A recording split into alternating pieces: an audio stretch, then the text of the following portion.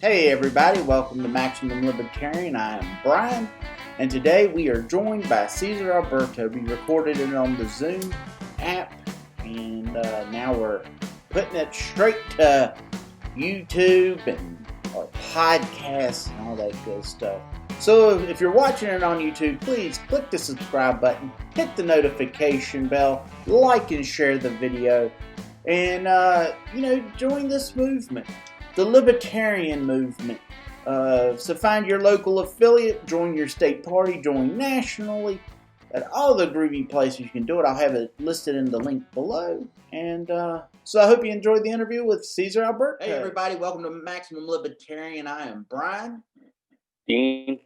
And we're joined today by Cesar Alberto. He was the first individual to run for Roanoke City Council, or first Libertarian, yes, and to run for Roanoke City Council here in the great city of Roanoke, here in the state of Virginia. So how are you doing today, Cesar? I'm doing good. What about you guys? Good.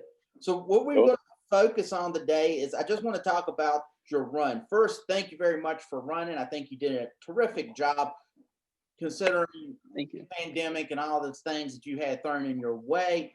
You only had so much you could do. But I think it is a good learning experience for any future races or anything to that nature. We should be good at going. Good. We should be in a better place, I should say. So what we'll do is I've got several questions. Like I said, let me know what if you want to add anything to it. Please go for it. All right. So I tallied up how many votes was given to the president, for vice or presidency, for write-ins, and so forth. There was 43,323 voted in the city of Roanoke. Now, of course, with the city election, those individuals was able to pick 3 people, and you collected 3,900 of those votes. How did that make you feel? I mean, so if you look at the numbers of how much I spent compared to everyone else, so the winner, Trish White Boyd, she spent about $45,000 for 25,000 votes. And if you it's about $2 per vote. I spent under $1,500 for almost 4,000 votes. So my average vote to dollar ratio was about 2 votes per dollar instead of $2 per vote. I am super proud about it, if I'm being honest. I just felt uncomfortable fundraising during a pandemic. So most of the money was, a lot of the seed money was mine. And then I got a lot of help from Libertarian Party, advocacy. And yeah, I'm just super proud of the work I was able to do with the tools I had at the time. By chance, were you able to, do you know how many people voted out of that 43,000, voted all 3 candidates? Or do they give you a breakdown of okay, I was just curious because no, I understand what you're saying. No. Right, because to me that would be really interesting to know how many people said, all right, I'm going to skip voting for 3 people. I'm only going to vote for 1 or only vote for 2, or whatever the case might be. So what did you think about running? It was not what I thought it was going to be, but it was everything it was supposed to be, I guess. I started running 3 months before the pandemic. Mm-hmm. I'll be honest with all of you. If someone would have told me, hey, there's a global pandemic on the way, I'd be like, well, maybe let's wait for next year. Right. But just, yeah, no, it was a good time. Yes, it was. Yeah, it was a good time.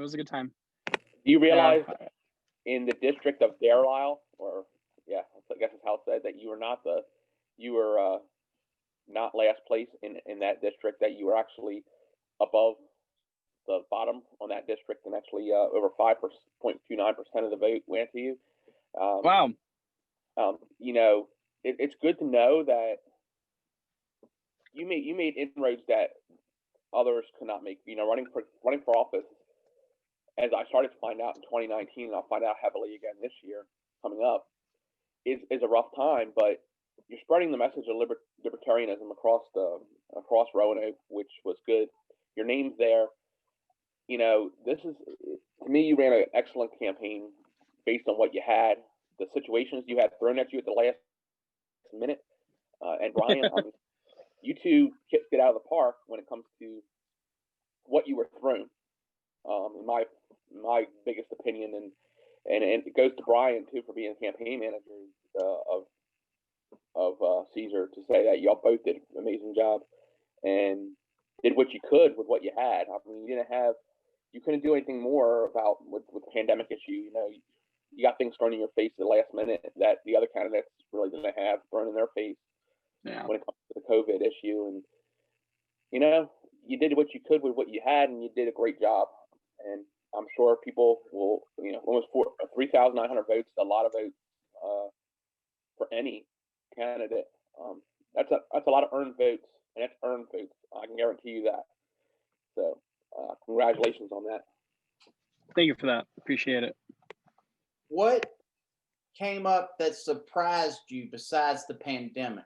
You can't say that, because obviously that threw everybody a curveball.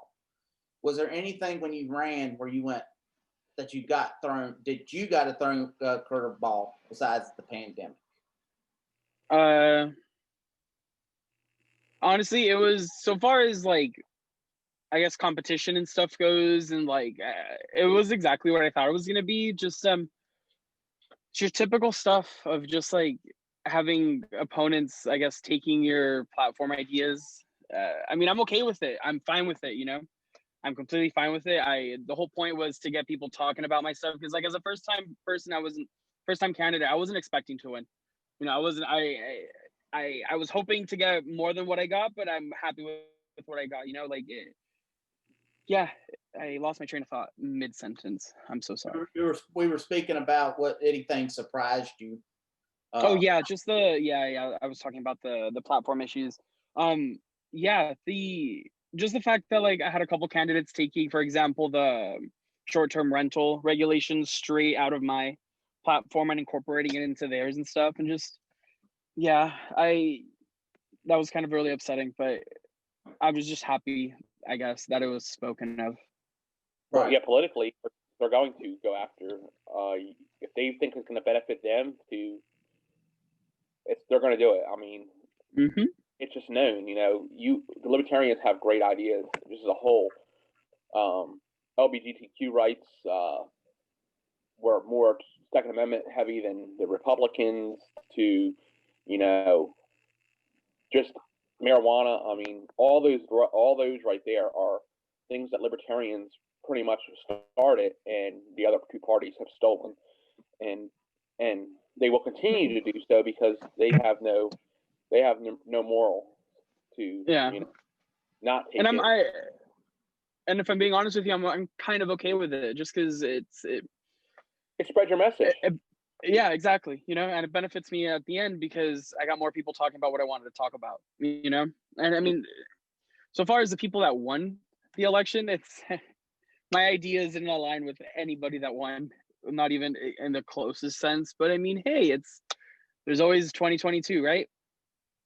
And they funded the state parties, funded the crap out of them. What are you gonna do?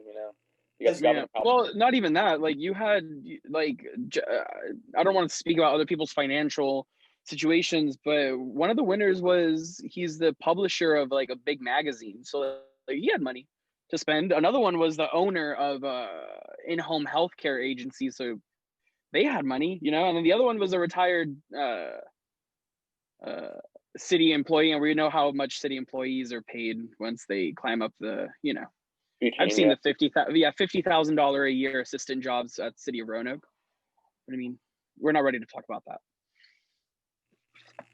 Were you disappointed? Because let me just give this as an example. Back in when I first started with the Libertarian Party, I came from the Republican Party, and in turn, I became very disappointed when we ran the election, and I saw how they treated me or treated us. Now we're not friends. We were, we're the opposite team. So yeah, absolutely. You with the candidates, did you have any friendly relationships where you're like, I don't even know if that makes sense. Like you were like, hey, we were buddies. Now you're talking, you're cutting my throat.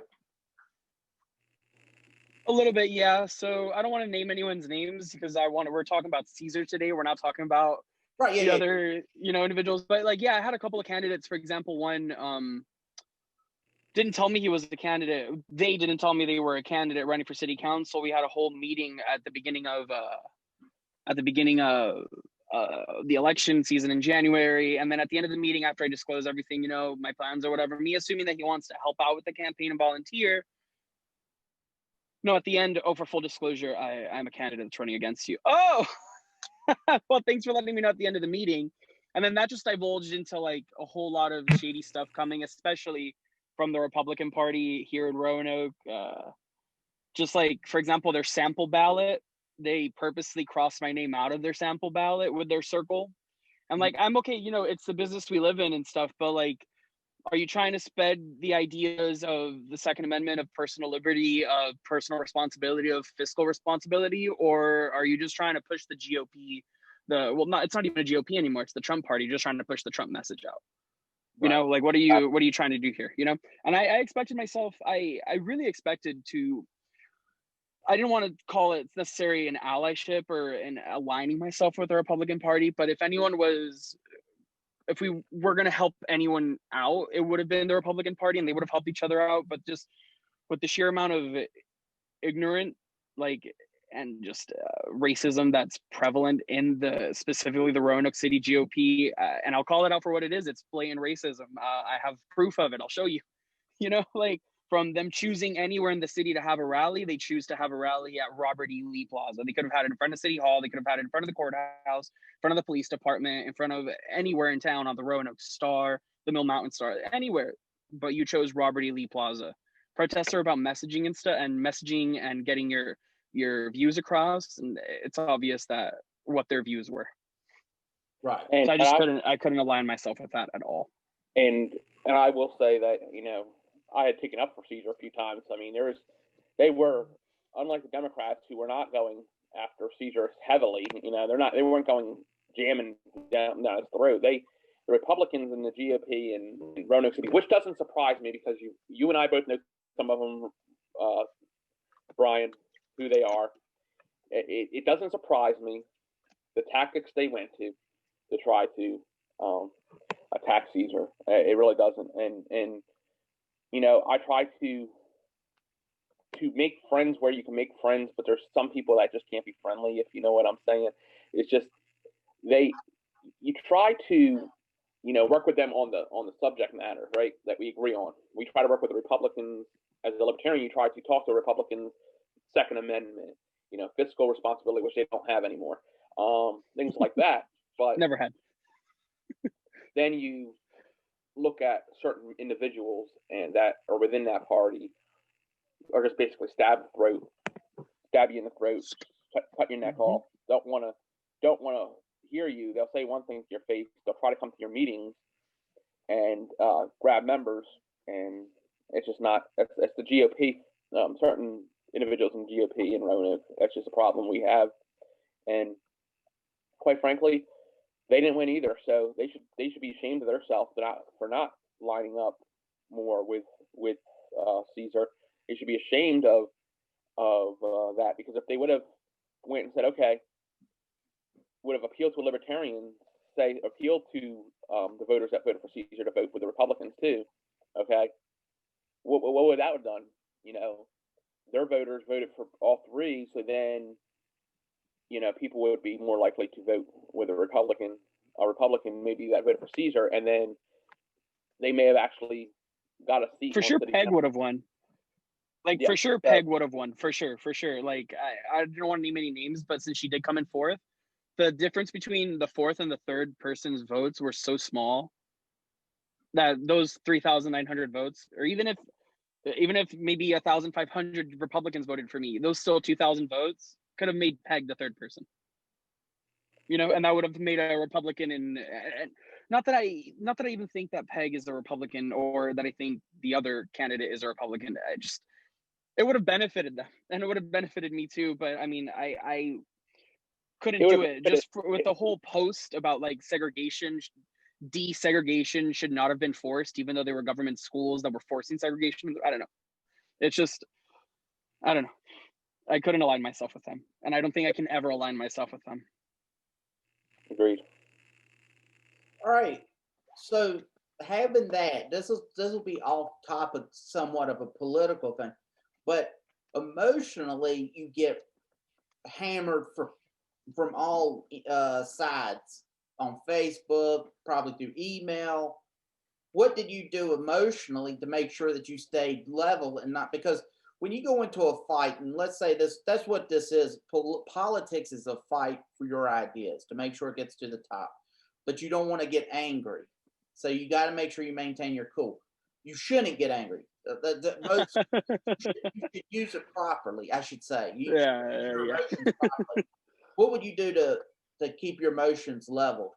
Because that's one thing I look at. Because look, even if I don't agree with our mayor or anyone on city council, well, if I don't like it, I should run. But what people do, well, hey, you're an idiot, you're stupid. They don't even look at your idea. So what did you do emotionally, or to try to keep balance? So I grew up in Miami. This was honestly, compared to running for office in Miami, this was a walk in the park as far as that goes. It's just like I worked at a Starbucks in like a really, really, really high-end neighborhood next to like a mall with like a Saks Avenue, Neiman Marcus, like, super high-end, high maintenance customers. Like the amount of torture that I would receive and like emotional torture I would receive from customers in one day was nothing compared. Like that's more than what I received this entire campaign season, if I'm being honest. More so me just seeing stuff with like other candidates putting stuff up and then me responding and then just like laughing it off is the way I do it, man. You just gotta laugh sometimes, and it's not as mean as I thought it would be. And maybe it's just because Virginia is nicer than South Florida, and I'm just used to meanness. And I'm not gonna lie, I can be a bit of a jackass sometimes myself, and I have to catch myself a little bit. But no, I felt like it was okay for me, at least emotionally. I didn't really have any problems with that, or it was totally fine. Yeah. I just didn't know. That aspect, emotionally, you can get caught up. So, what was something that really got to you? Like, because I know there was a few little things that got to me, and there's people that have come after me to this day with things I post on Facebook. Because once you step into politics, you have people that are going to blast you all over. Yeah, absolutely. With the COVID mask thing that because I support wearing a mask. Same, absolutely. Personal responsibility, but and you can see what they do to me. So, one of my friends even posted on their thing. This is why it'll never end. But anyway, was there something that really like what was the biggest thing that got on your skin?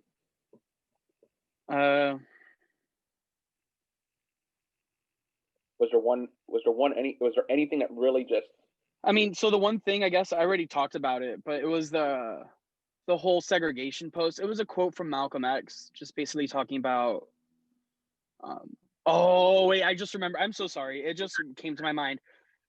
There's a shadow Facebook. It's definitely a Republican page, but a shadow Facebook page appeared called "Shine the Light" or "Shine a Light," and it was to show transparency for city council. And they like called out councilmen, like they called out candidates for city council that were running that didn't show up to the Back the Blue rally at Robert E. Lee Plaza. And it just appeared on my feed, and I was like, oh, this is interesting. Let me see what this is. And then I read it, and then I just like, oh, okay. So then it turned into a whole thing about me just like, I keep receipts. I don't know if you know what the Zoomer term receipts mean, but I screenshot everything. I'm running out of space on my phone because of everything I've screenshotted. I just showed the receipts. How am I going to show up to a rally supporting the blue, but it's not supporting the blue? It's supporting your backwards Confederate ideals, supporting your traitors, but not honoring your victims. So it just, and then with receipts and stuff, that was pretty much the only thing. I don't really let things get under my skin. I would say I'm pretty good at, I think at separating it. I may look like, that was pretty much and then I've had a lot of people also reaching out and like always, oh God, because my name is Latino, I guess. I don't know what people assume, but oh, Dean is gone. Well, what I was saying was I don't know what people assume with my Latino name, but apparently I wanted to bring every Jose, Julio, and Jorge over from Latin America. So every other question I got, about 50% of the questions I received was, do you believe in making Roanoke an illegal immigration sanctuary city? And I just like, what power do you think we have as a city councilman to impose anything like that? Like, did you ask Stephanie Moon this, or did you ask any other candidate this? No, you just asked me this. Oh, okay. Right. Well, that's interesting. And that was pretty much the only thing that I was like, this is gonna be annoying. But I don't really let stuff get under my skin. Right. If you see Dean come back up by chance, if I overlook him, let me know and I'll bring him back into the room. All right. Let's see, another question that I had written down with the run, because now you were focusing in more on your ideas or what a libertarian idea would be. Do you think it strengthened or your weakened your stance on being a libertarian by any stretch? Definitely strengthened. Definitely strengthened my. So it's definitely strengthened my positions as a libertarian. There are some stuff where I feel like, the whole like consent without what is it, governance without consent. I understand that and stuff. It's a long way to go, but I don't. Yeah, I feel like it's strengthened. I've learned a whole lot more. Like, so when I voted for Gary Johnson in 2016, I just kind of like wanted, like, it was the guns, weed, personal freedoms, low taxes, better regulations, the Gary Johnson platform that just kind of sold me on it. And then I just kind of like, all right, I'm gonna give it a break just because everything was Trump this, Trump that, Trump, and I just got so tired of hearing Trump. So I just kind of checked out until I moved up to Roanoke and I decided to run for office. And I just, yeah, deciding to run as a libertarian was the best thing I could have done. Honestly, it was the best thing I could have done. And I thank you so much for being such a good I forget what you are, chair of LPV of not LPV, RVL. Yeah. Thank you. Thank you. Do you think any of your ideas? I know you one of the candidates was taking ideas from you, which was I get.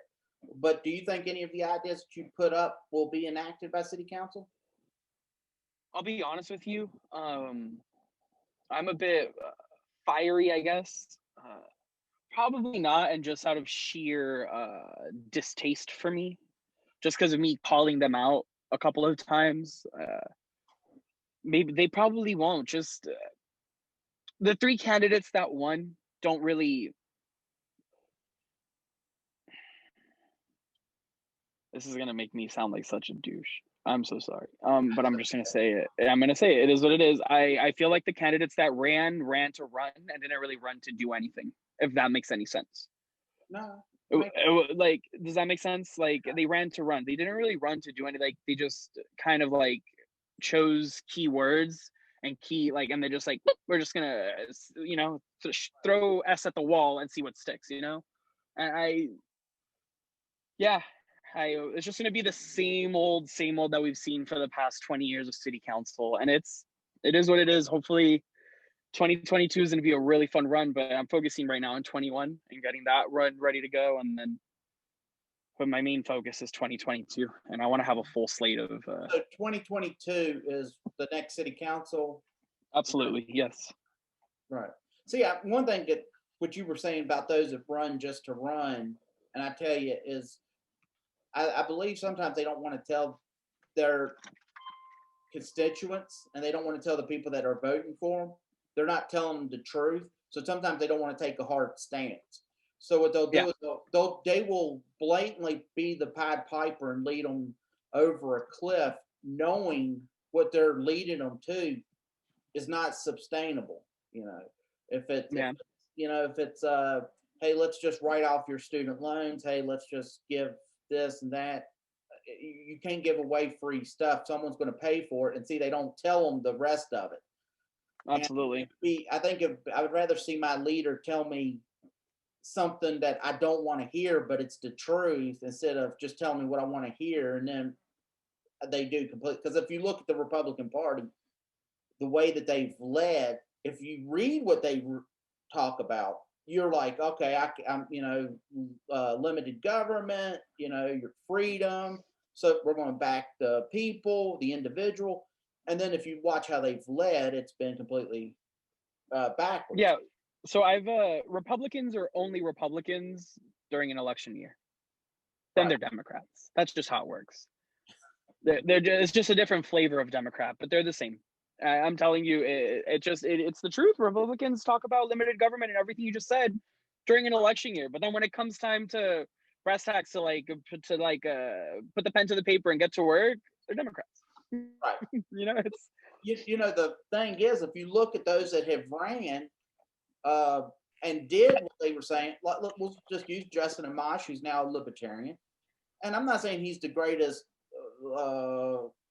elected official out there by any stretch, but he's done a lot of things. What he said, he was going to stand by the Constitution, and then they attack him. They run him off. So Rand Paul had the same thing, and I have issues with Rand Paul too. Just like I have anybody. So is Rand Paul the father? Ron Paul. Ron Paul is yes. Terrific. Rand Paul. Yeah, Rand Paul. I'm not listen. Rand Paul is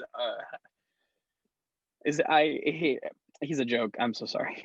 Rand Paul is an absolute joke of a politician. Just my honest opinion. Well, he has his moments. I don't sit there. I'm not by any stretch. Listen, I'm not going to put a bumper sticker on my car for him. Exactly. Yeah, I know. But I can find a lot of look, I liked when Obama talked to Iran.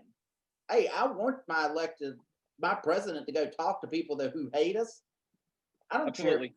I don't care if we're sitting down breaking bread. All I care about is us not dropping bombs on people and putting people in harm's way. Absolutely. If Donald Trump wants to shake hands with Kim Jong-un, go for it, man. I don't. Absolutely. I would rather that happen. We'll get because the only way, so moving, I guess this is a little off topic, but that's a really important thing I feel is the best way for you to change a country that's for example, Cuba, North Korea, is to just give them pieces of our culture, give them the internet, give them iPhones, give them Samsung Galaxies, give them LG phones, give them YouTube, and watch how in 20 years those countries don't even look like what they look like right now. Right. It's just how it works. Problem is the internet there is run by the government. They censor every. Yes. Absolutely. Yes, absolutely, but they can't censor Tesla satellites. So, final thing, going forward, how do you want to see the Libertarian Party grow? What would be some things that you would like to see that they do, or have you citywide? We'll go with the city because that's where we need to. Absolutely. Yes, we need it statewide, but if you can grow the city, you're going to be growing the state. You're going to grow the national. So how citywide, how do you want to see the party grow? I'd like to see us similar to what the Lynchburg, I want to see us doing, but instead of bi-yearly, maybe a quarterly, every 3 months type thing, litter pickup. Oh, yes. Or I've contacted several times already Feeding Southwest Virginia. They haven't gotten back to me. I want to work with a local nonprofit that helps specifically feeding and maybe do a monthly or every other month type thing where we do a fundraiser.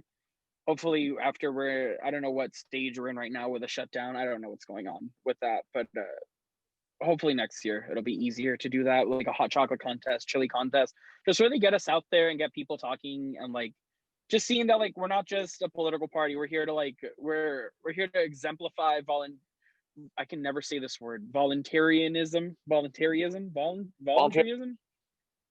Yes. Volunteerism. Yes, that, I want us to exemplify that. I don't want us to just talk about it. I want to lead the way. It used to be a saying in marching band when I was in high school, was lead the way in what? And this is what we're going to lead the way in. Indeed. So my question would be, what's next for Cesar? January 1st, January 2nd or whatever. I don't forget what day we decided on. I'm ready for House of Delegates, y'all. Well, I want to wait to see what we are getting redistricted, and I live about 15 blocks from downtown, I'm positive I'm going to stay in the city. I just want to see what the redistricting looks like.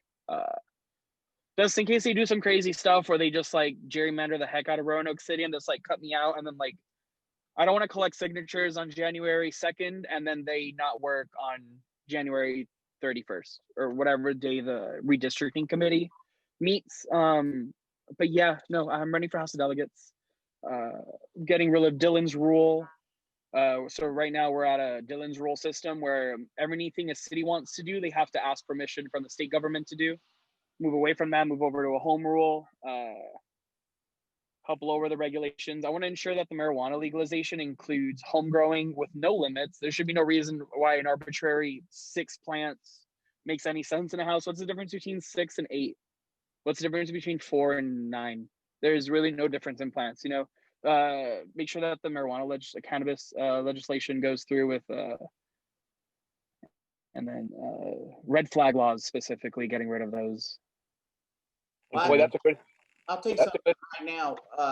When it comes to marijuana legalization, and is that the proper, or is it cannabis? What is there one that marijuana is? I don't like using marijuana because it's I don't know the exact. It's a like a racist term or whatever. It's used because like cannabis is the proper scientific name for it, so people use cannabis just because like marijuana is like loaded word, I guess. Well, I don't want to say marijuana is a racist term by any stretch, because I think a lot of people use it, but I just want to make sure that. Absolutely, yeah. But like, there's people that say like in our like, we'll say Native American, but they don't really like being called that. So like, you would say Native now or Indigenous, kind of like that thing. Like, words are evolving now. It's an ever-changing world with words. But do you feel that it's a Trojan horse? I think if there's. What do you mean? They've got like they're making everybody excited that they're legalizing marijuana, right? And this is Virginia, right? Just all I'm saying is make sure. Like I like Larry Sharp when he said that marijuana should be treated like you do onions and tomatoes on a farm and lettuce, absolutely. Because everyone wants to tax. All I ever hear is, "Oh, let's tax it, and we can give it to all the children and all this and that." And what happens is it turns it into a black market, and we're back to square one, because all I think about is Eric Gardner up in New York City. He's selling loose cigarettes. Absolutely. And, you know, I know there's other issues probably surrounding it, but I do know that, what is it? A pack of smokes is $22 for the cheap brand. That's insane. And then when you have you're talking New York or New England? That's New York. Yeah. It's like $19, $20, yeah. And or anywhere up in the New England area is expensive. Jersey, yeah, Jersey, PA, and New York, really expensive. Right. Yeah. So I do think it is a Trojan horse. I don't really. So listen. Everything's about compromise. So like right now, the House is controlled by Democrats. You gotta like. So supposing we have 100 seats in the House of Delegates, right? Assuming we have 30 Libertarians running, and assuming out of those 30, we get lucky and we get 5 elected, right? We have 5 elected Libertarians in because the Republicans are not going to win. They're not going to win a majority in Virginia, at least not anymore. We would advocate for everything we can, but we can't be like, everything is baby steps. Just like if I would have won my seat on city council, I can't be this guy yelling about the same thing over and over again. Like, we're going to be a Second Amendment sanctuary. We're going to be a Second Amendment sanctuary. We're going to be a Second Amendment sanctuary. And then I waste all my capital on that. And then I can't get anything else done because everyone's like, this guy's crazy. You know what I mean? Like, right. Everything is baby steps. So like, if they're going to legalize it, do it. Great. Taxes are high. Awesome. So let's run on lowering taxes. Let's run on lowering the regulations. It's just, we got to start somewhere, and we got to start releasing people from prison. Like, I'm tired of, like, I'd rather spend that money on our schools than I'd rather spend them on feeding and housing people and clothing people and giving them free health care in prison because they like to smoke weed. It's outrageous to me. Totally agreement. I'm at 100% agreement, and it's funny, you know, I agree 100% with Cesar. You know, we're both running for House of Delegates, and it's good that we have 2 people that are probably going to be right next to each other that can cross that path and spread the same message. That's extremely important in the libertarian message, is spreading the message in a similar fashion. So Absolutely. All right, Cesar, we're hitting at that time. And so I want to thank you for just jumping on with us. So we're going to be able to release this. And at some point, if you ever want to come over and actually get onto the microphone here in the house, that's all cool. So once again, thank you for running. And thank Absolutely. you. Thank you. And I'm looking forward to working with you in 2021. All right. All right. Yes, absolutely. All right. Have a good one. All right. Bye-bye. See y'all later. See you later. All right, Dean. That was it. sorry, I jumped out there. So I just said that's it for today. Thank you for coming on with me. And for anyone that watched this, please click the subscribe button, hit the notification bell so whenever we put up a video. And smash that like button. Yeah, smash the like button and share the video if you don't mind. So until next time, I'm Brian. And I'm Dean. And we will see you later. Well, thanks for listening to Maximum Libertarian. I want to thank our guest, Cesar Alberto. I want to thank Dean for coming in and joining us too. So please click the subscribe button, hit the notification bell, like and share this video if you're watching on YouTube. If you want to follow us on Twitter, please go to @WeAreMaxLib. Everything that we've talked about is down in the links below in the description. So until next time, my friends, stay free.